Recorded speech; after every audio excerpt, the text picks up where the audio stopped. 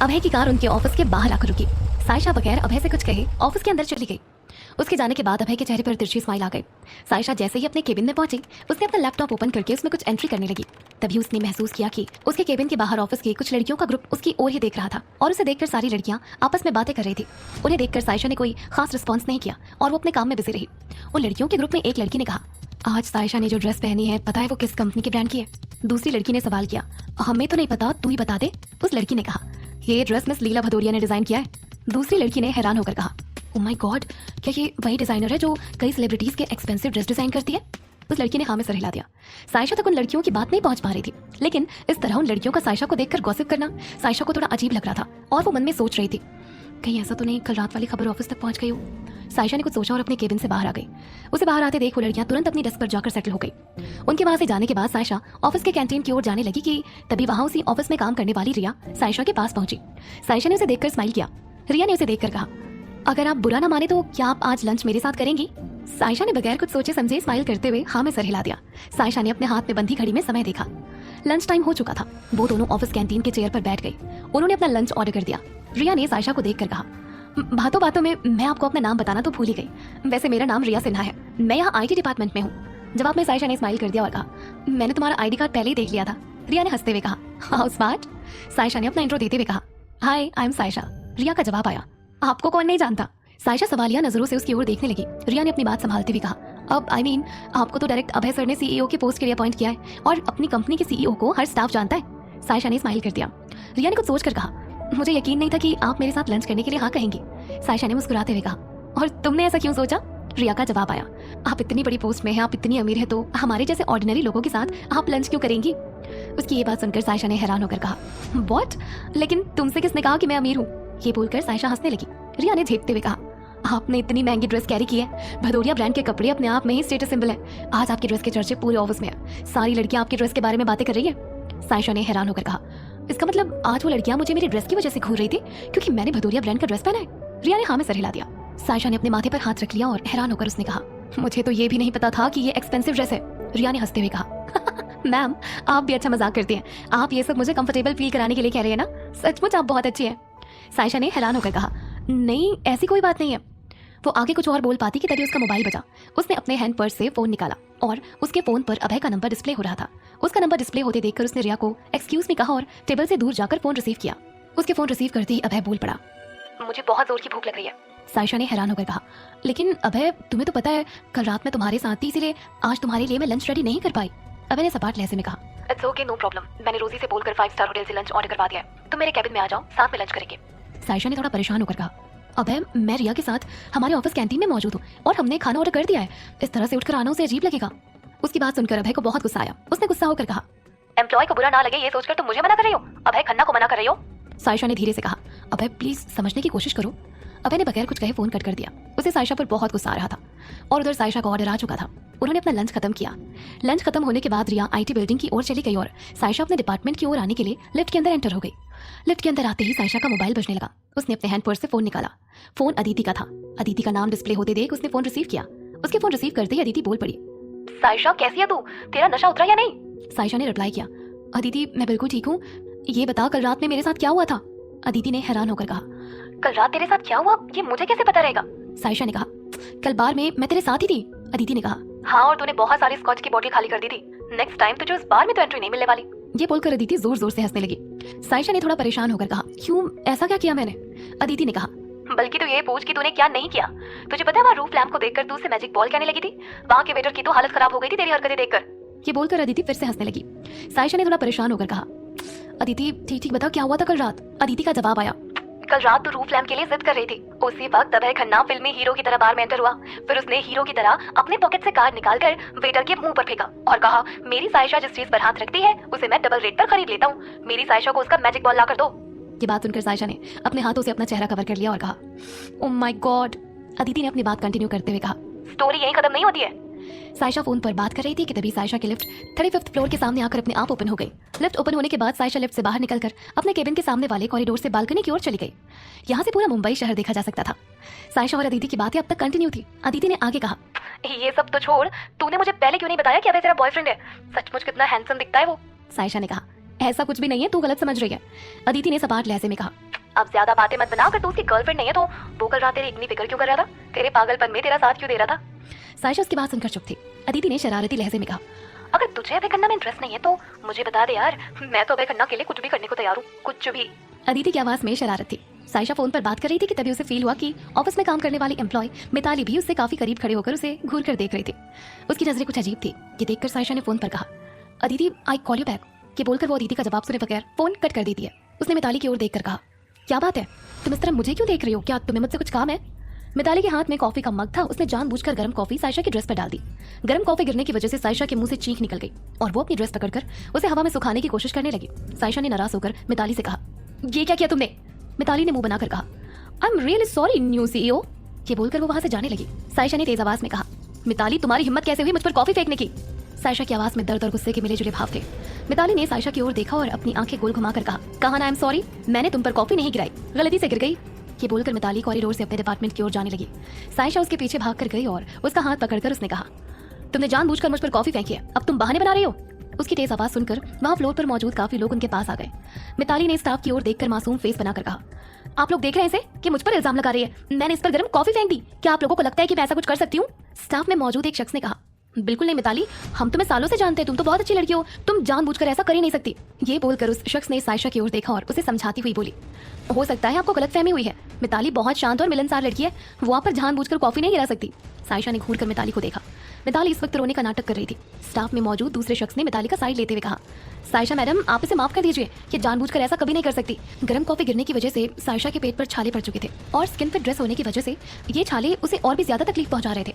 सायशा ने दर्द से कराते हुए स्टाफ से कहा, मैं आप लोगों से अभी भी कह रही हूँ, इस मिताली ने जानबूझकर मुझ पर गर्म कॉफी फेंकी है। गर्म कॉफी गिरने की वजह से उसके पेट में छाले पड़ चुके थे। ये बोलकर सायशा वॉशरूम की ओर चली गई। उसने पेट के पास अपने ड्रेस का बटन ओपन किया और उसके पेट पर काफी बड़े बड़े छाले पड़ चुके थे।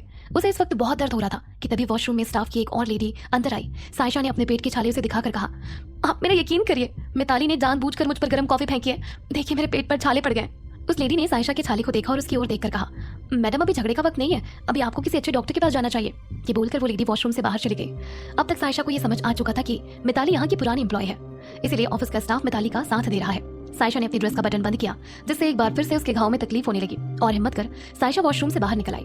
वॉशरूम से बाहर भी ऑफिस का स्टाफ मौजूद था। सायशा ने स्टाफ की ओर देखकर कहा, इस वक्त मैं डॉक्टर के पास जा रही हूँ, उम्मीद करती हूँ आप लोग मेरी तकलीफ समझेंगे। ये बोलकर सायशा लिफ्ट के अंदर एंटर हो गई। सायशा के जाने के बाद मिताली ने रोते हुए सभी से कहा, देखा आप लोगों ने, इस लड़की को आए हुए सिर्फ 2 दिन हुए और मुझ पर इतना बड़ा आरोप लगा दिया। बोलकर वो रोने की एक्टिंग करने लगी। तब तक साहिल अरोरा की जो अकाउंट डिपार्टमेंट की हेड थी वो वहां पहुंच गई और इतनी भीड़ देखकर उन्होंने मिताली से कहा, यहाँ इतना शोर शराबा क्यों हो रहा है। मिताली ने रोने की एक्टिंग करते हुए कहा, उन्हें सारी बात भी बताई। सब बात सुनने के बाद साहिल ने सभी को समझाते हुए कहा, आप सभी अपनी अपनी प्लेस पर जाइए, सायशा मैडम को कुछ मिसअंडरस्टैंडिंग हुई होगी। फिर उन्होंने मिताली की ओर देखकर कहा, तुम परेशान मत हो, जाकर अपना काम देखो, सायशा मैडम को मैं समझा लूंगा। मिताली ने हाँ में सर हिला दिया और वहां से अपने डेस्क की ओर चली गई और उधर सायशा हॉस्पिटल पहुंच चुकी थी। डॉक्टर ने उसके घाव की अच्छी तरह ड्रेसिंग कर दी। सायशा हॉस्पिटल के बाहर आ ही रही थी कि तभी वहां अभय की गाड़ी आकर रुकी। अभय ने सायशा को देखकर कहा, सायशा आर यू ओके, मुझे अभी पता चला कि तुम जल गई थी, तुम ठीक तो हो ना। ये बोलकर अभय उसे गौर से ऊपर से नीचे तक देखने लगा। सायशा के चेहरे पर उसकी तकलीफ साफ झलक रही थी। उसने अभय से कहा, इट्स ओके, मैं ठीक हो जाऊंगी। अभय ने उसके गाल पर प्यार से थपकी देकर कहा, इडियट, तुमने मुझे कॉल क्यों नहीं किया। सायशा ने स्माइल करते हुए कहा, बस थोड़ा जल गई थी, अभी ठीक हूँ। अभय ने उसकी ओर देखकर कहा, आर यू श्योर। सायशा ने हाँ में सर हिला दिया। अभय ने उसकी ओर देखकर कहा, चलो गाड़ी में बैठो। अभय गाड़ी की ड्राइविंग सीट पर आकर बैठ गया और उसके पास वाली सीट पर सायशा सेटल हो गई। सायशा ने जैसे ही सीट बेल्ट लगाने की कोशिश की, एक बार फिर उसके मुंह से दर्द की वजह से चीख निकल गई। अभय ने उसकी ओर देखकर कहा, तुम परेशान मत हो, तुम पीछे की सीट पर आराम से बैठ जाओ। सायशा ने मस्करी करते हुए कहा, फिर लोग तुम्हें ड्राइवर कहेंगे। अभय ने कड़क आवाज में कहा, मैंने कहा पीछे जाकर सेटल हो जाओ। सायशा अपनी सीट से उतरकर पीछे वाली सीट पर बैठ गई। अभय ने नाराज होकर कहा, मेरे ऑफिस में कौन एम्प्लॉय इतना लापरवाह है जो एक कप कॉफी ठीक तरह से नहीं पकड़ सकता। क्या करेगा अभय मिताली के साथ, क्या होगा आगे, जानने के लिए सुनते रहिए पॉकेट एफएम। सायशा अभय के साथ हॉस्पिटल से वापस आ रही थी। अभय ने नाराज होकर कहा, मेरे ऑफिस में ऐसा कौन सा एम्प्लॉय है जो ठीक तरह से कॉफी का मग भी नहीं पकड़ सकता। ऐसा एम्प्लॉय ऑफिस में क्या काम करता होगा। सायशा ने अपनी स्वीट सी आवाज में कहा, अभय इट्स ओके, उसने मुझसे सॉरी कह दिया था। सायशा की आवाज में अभय ने उदासी महसूस की। उसका चेहरा देखने के लिए अभय ने गाड़ी ड्राइव करते हुए मिरर से सायशा का चेहरा देखा। सायशा के चेहरे में उदासी थी और हमेशा की तरह अभय ने उसका चेहरा अच्छी तरह से पढ़ लिया। अभय ने गहरी सांस लेकर कहा, सायशा झूठ बोलना बंद करो और सच सच बताओ। सायशा विंडो से बाहर देखने लगी। अभय ने कड़क आवाज में कहा, मैंने कुछ पूछा है तुमसे, मुझे पता होना चाहिए मेरे ऑफिस में कैसे लोग काम करते हैं। सायशा ने धीरे से कहा, मिताली ने मुझ पर जानबूझकर कॉफी फेंकी थी। अभय उसकी बात गौर से सुन रहा था। अभय ने कहा, ये मिताली कौन से डिपार्टमेंट में काम करती है। सायशा ने धीरे से कहा, हम सेम डिपार्टमेंट में हैं। अभय गाड़ी ड्राइव कर रहा था। इस वक्त अगर गलती से भी मिताली अभय के सामने आ जाती तो वो उसका खून कर देता, क्योंकि सायशा को कोई नजर उठाकर भी देख ले ये बात अभय को गवारा नहीं थी और मिताली ने तो सायशा को नुकसान पहुंचाया था।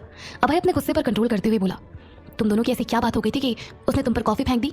सायशा ने स्वीट आवाज में कहा, यही बात तो मुझे भी समझ नहीं आई। मुझे ऑफिस ज्वाइन किए सिर्फ 2 दिन ही हुए। उस ऑफिस में मेरा ना तो कोई दोस्त है ना ही कोई दुश्मन। उसने मेरे साथ ऐसा क्यों किया? क्यों मुझ पर कॉफी फेंकी? बात करते वक्त सायशा की आवाज में उसकी तकलीफ झलक रही थी। दरअसल उसके पेट में जलने की वजह से छाले पड़ चुके थे और उसकी ड्रेस स्किन फिटेड थी, इस वजह से उसकी तकलीफ और भी ज्यादा बढ़ चुकी थी। अभय ने सायशा से कहा, मैं तुम्हें इस तरह तकलीफ में नहीं देख सकता और उस मिताली को तो मैं छोड़ूंगा नहीं। सायशा ने रिप्लाई किया, अभय प्लीज ये मैटर मुझ पर छोड़ दो, मैं अपने तरीके से इस मैटर को हैंडल कर लूंगी। अभय के चेहरे पर तिरछी स्माइल आ गई और वो मन में सोचने लगा, सचमुच ये और लड़कियों से डिफरेंट है। अगर इसकी जगह कोई और लड़की होती तो अपना बदला लेने के लिए मेरा साथ जरूर देती। ये सोचते हुए वो गाड़ी ड्राइव कर रहा था। सायशा ने देखा कि अभय उसके अपार्टमेंट की ओर ना जाकर पैलेस की ओर जा रहा था। सायशा ने उसे बीच में टोकते हुए कहा, अभय हम कहाँ जा रहे हैं? अभय का जवाब आया, हम घर जा रहे हैं। सायशा ने थोड़ा झुंझला कर कहा, हम किसके घर जा रहे हैं? मुझे मेरे अपार्टमेंट में ड्रॉप कर दो प्लीज। अभय ने नहीं में सर हिला दिया और कहा, हम तुम्हारे घर चल रहे हैं जहाँ तुम्हारी फैमिली के लोग हमेशा तुम्हारे लिए रहेंगे, यानी मैं और अमित। सायशा ने अपनी आंखें गोल घुमाई और अभय से रिक्वेस्ट करते हुए कहा, अभय प्लीज इस वक्त मैं बहुत तकलीफ में हूँ, या तो तुम मुझे ऑफिस ड्रॉप कर दो या फिर मुझे अपार्टमेंट ड्रॉप कर दो, मैं पैलेस नहीं जाना चाहती। अभय इस वक्त सायशा की तकलीफ अच्छी तरह से समझ रहा था, इसीलिए उसने सायशा से जिद करना ठीक नहीं समझा। गाड़ी उसके अपार्टमेंट की ओर टर्न कर दी। कुछ देर बाद उसकी गाड़ी सायशा के अपार्टमेंट के सामने आकर रुकी। अभय भी गाड़ी से उतरकर उसके पीछे आने लगा। उसे देखकर सायशा ने कहा, इस वक्त तुम्हें ऑफिस में होना चाहिए, फॉरेन इन्वेस्टर्स के साथ तुम्हारी इंपॉर्टेंट मीटिंग है। अभय ने सपाट लहजे में कहा, वो मीटिंग रोजी संभाल लेगी, मुझे तुम्हारे साथ होना चाहिए, तुम तकलीफ में हो। सायशा ने उसकी ओर देखकर कहा, अभय प्लीज इस तरह मुझे कमजोर मत बनाओ, मैं अपना ध्यान रख सकती हूँ, तुम यहाँ से चले जाओ प्लीज। अभय ने उसकी आंखों में आंखें डालकर कहा, आर यू श्योर? सायशा ने हाँ में सर हिला दिया।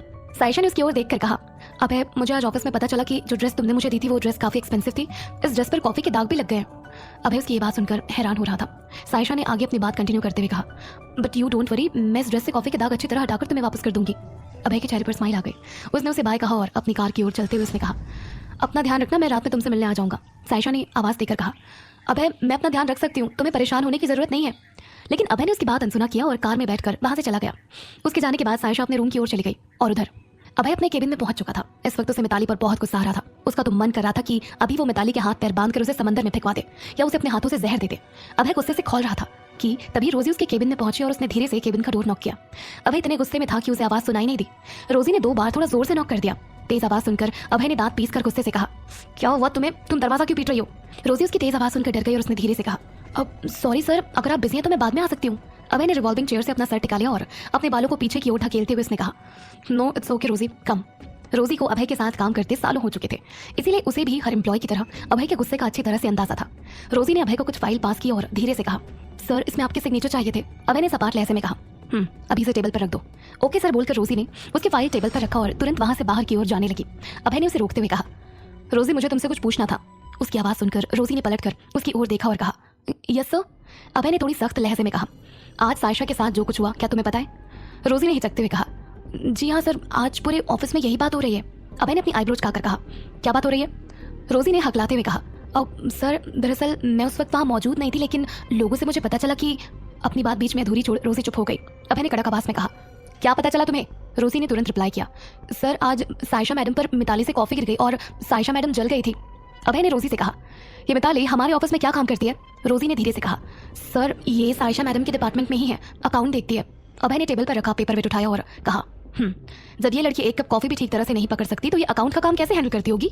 रोजी उसकी बात सुनकर चुप थी। अभय ने अपनी आईब्रोज उचकाकर कहा, ये मिताली किस टाइप की लड़की है? आई मीन क्या तुम्हें लगता है कि उसने जानबूझकर सायशा पर गर्म कॉफी गिराई होगी? रोजी को अच्छी तरह पता है कि अभय सायशा को लेकर बहुत पॉजिटिव है और पर्सनली रोजी भी मिताली को उसके एरोगेंट नेचर की वजह से कोई खास पसंद नहीं करती थी। रोजी ने धीरे से कहा, सर पूरा ऑफिस स्टाफ मिताली के साइड है, लेकिन पर्सनली मुझे लगता है कि मिताली हमारी कंपनी के सीईओ बनने के लिए एलिजिबल थी और इसी बीच सायशा मैडम का इस पोस्ट पर आना मिताली को अच्छा नहीं लगा, तो शायद उसने गुस्से में सायशा मैडम को नुकसान पहुंचाने की कोशिश की हो। अभय उसकी बात बड़े गौर से सुन रहा था। अभय ने रोजी से कहा, मिताली को तुरंत जॉब से फायर कर दो। रोजी ने तुरंत रिप्लाई किया, लेकिन सर हमारी कंपनी ने मिताली के साथ अगले 10 सालों का बॉन्ड साइन किया है, हम उसे इस तरह अचानक फायर नहीं कर सकते। अभय कुछ सोचने लगा। उसने कहा, मिताली के अकाउंट चेक करो और छोटी सी भी गलती मिले तो तुरंत उस लड़की को फायर कर दो और ध्यान रखना कि बात कॉन्फिडेंशियल होनी चाहिए। अभय की बात सुनकर रोजी ने हाँ में सर हिला दिया। रोजी ने धीरे से अभय से कहा, सर सायशा मैडम जल्दबाजी में अपना मोबाइल फोन टेबल पर भूल गई थी, कि कहते हुए उसने सायशा का मोबाइल अभय को पास कर दिया। अभय ने सायशा का मोबाइल लिया और उसके कॉल डिटेल्स देखने लगा। रोजी वहां से चली गई थी। शाम के 7 बज चुके थे। सायशा अपार्टमेंट के पास वाले शॉपिंग मार्ट से घर का कुछ जरूरी सामान लेकर जैसे ही अपार्टमेंट के सामने पहुंची कि तभी वहां हर्ष की कार आकर रुकी। हर्ष की कार देखकर सायशा कुछ पल वहीं रुक गई। उसके हाथ में 2 बड़े बड़े सब्जियों और जरूरी राशन से भरे बैग थे। सायशा ने उस बैग्स को जमीन पर रख दिया। हर्ष कार से निकलकर बाहर आया। सायशा ने उसकी ओर देखकर कहा, तुम्हें इस तरह मुझसे मिलने नहीं आना चाहिए था। हर्ष ने उसकी ओर देखकर कहा, सायशा तुम्हें पता है ना, मैं इस तरह तुम्हें अकेला नहीं छोड़ सकता। सायशा ने कहा, लेकिन मिसेस अहलूवालिया और राशि तुम्हारा इस तरह मुझसे मिलना बिल्कुल पसंद नहीं करते। बेहतर होगा कि हम अब अपने रास्ते अलग रखें। हर्ष ने उसकी ओर देखकर कहा, तुम ऐसा कैसे कह सकती हो कि तुम्हारा भाई तुम्हें इस तरह के लिए छोड़ सकता है? कभी नहीं। कोई तुम्हारे साथ हो या ना हो, लेकिन तुम्हारा भाई हमेशा तुम्हारे साथ रहेगा। ये बोलकर हर्ष ने सायशा को टाइट हक किया। सायशा के मुंह से चीख निकल गई और वो हर्ष को पीछे की ओर धकेल कर बोली, प्लीज मुझसे दूर रहो। हर्ष ने उसकी ओर देखकर कहा, अपने भाई से नाराज हो? सायशा ने दर्द से कराते हुए कहा, नहीं नहीं, ऐसी कोई बात नहीं है। दरअसल मेरे पेट में जलने की वजह से छाले हो गए। ये सुनकर हर्ष ने परेशान होकर कहा, क्या हुआ तुम्हें, तुम कैसे जल गई? सायशा ने उसकी ओर देखकर कहा, तुम परेशान मत हो, दरअसल गलती से मैंने अपने ऊपर गर्म पानी गिरा लिया था। हर्ष ने परेशान होकर कहा, क्या तुमने डॉक्टर को दिखाया? तुम मेरे साथ अभी डॉक्टर के पास चलो। ये बोलकर हर्ष सायशा का हाथ पकड़ने लगा। सायशा ने उसका हाथ पकड़ के कहा, डॉक्टर ने मुझे मेडिसिन दिया है और कुछ दिन में ये अपने आप ठीक हो जाएंगे। हर्ष ने उसकी ओर देखकर कहा, आयुष श्योर? सायशा ने हाँ में सर हिला दिया। वो दोनों बात कर ही रहे थे कि तभी वहाँ अभय की कार आकर रुकी। अभय की कार देखकर सायशा मन में सोचने लगी, इसे भी भाई के सामने आना था, अब मैं भाई को क्या कहूंगी। वो ये सोच ही रही थी कि तभी अभय अपनी कार का दरवाजा ओपन करके कार से बाहर निकला। इस वक्त हर्ष ने सायशा का हाथ पकड़ रखा था। अभय ने हर्ष को घूर कर देखा। हर्ष भी गुस्से से अभय को ही देख रहा था। अभय और अहलूवालिया फैमिली के बीच काफी पुरानी दुश्मनी थी और ये बात पूरा मुंबई शहर जानता था। आज सायशा की वजह से हर्ष और अभय आमने सामने थे। अभय ने सायशा का हाथ खींचकर अपनी ओर कर लिया और कहा, अब तुम कैसी हो? तुम्हारे पेट के छाले ठीक हुए? सायशा ने हल्की नजर हर्ष पर डाली। हर्ष ने सायशा पर गुस्सा करते हुए कहा, तुम्हारे छाले के बारे में ये कैसे जानता है? अभय ने हर्ष की ओर देखकर कहा, ये पूछने वाले तुम कौन होते हो? हर्ष ने सायशा का हाथ पकड़कर अपनी ओर खींच लिया और उसके कंधे पर हाथ रखकर खुद से चिपकाकर कहा, मैं उसका बड़ा भाई हूँ। अभय ने अपनी आईब्रोज उचकाकर कहा, ओहो, आप इसके बड़े भाई हैं? ये बोलकर अभय सरकास्टिक स्माइल में हंसने लगा। हर्ष इस वक्त उसे गुस्से से घूर कर देख रहा था। अभय ने हर्ष की ओर देखा और कहा, आपको ये जानकर बहुत खुशी होगी कि मैं सायशा से बहुत जल्द शादी करने वाला हूँ। अभय की बात सुनकर हर्ष ने गुस्से से जवाब दिया, तुम्हारी हिम्मत कैसे हुई मेरी बहन के लिए ऐसा कहने की? मेरी बहन का नाम सायशा अहलूवालिया है और अहलूवालिया फैमिली कभी तुम्हारे साथ रिश्ता जोड़ना नहीं चाहेगी, याद रखना। अभय ने अपने कंधे उचकाकर कहा, ये बात कहने वाले तुम कौन होते हो? हर्ष ने गुस्से से कहा, मैंने अभी अभी अपना और सायशा का रिश्ता तुम्हें बताया है। अभय का जवाब आया, अगर तुम खुद को उसका बड़ा भाई मानते हो तब उस वक्त तुम कहाँ रहते हो जब तुम्हारी बहन अकेली होती है? उस वक्त तुम कहाँ रहते हो जब तुम्हारी बहन को किसी मर्द के मजबूत कंधों की जरूरत होती है? और उस वक्त तुम कहाँ रहते हो जब तुम्हारी बहन परिवार के नाम पर तरसती है? अभय की बात सुनकर हर्ष को बहुत गुस्सा आ रहा था। हर्ष ने अभय की ओर देखकर कहा, अभय मुझे तुम्हारे साथ बहुत पुराना हिसाब चुकता करना है और ये मौका तुम खुद मुझे दे रहे हो। अभय उसके करीब आया और अपने सनग्लासेस हटाकर कहा, वैसे हिसाब तो चुकता होकर रहेगा। ये बोलकर अभय ने हर्ष की कॉलर पकड़ ली। हर्ष ने भी गुस्से से अभय की कॉलर पकड़ ली।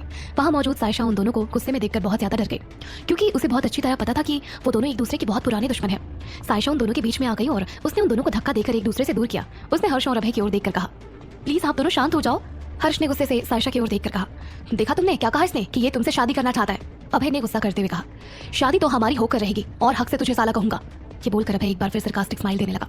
हर्ष उसके करीब जाने की कोशिश करने लगा, लेकिन इससे पहले ही सायशा ने हर्ष को धक्का देकर पीछे किया और कहा, प्लीज अगर आप लोग यहाँ इस तरह झगड़ा करेंगे तो मुझे ये जगह छोड़नी पड़ेगी।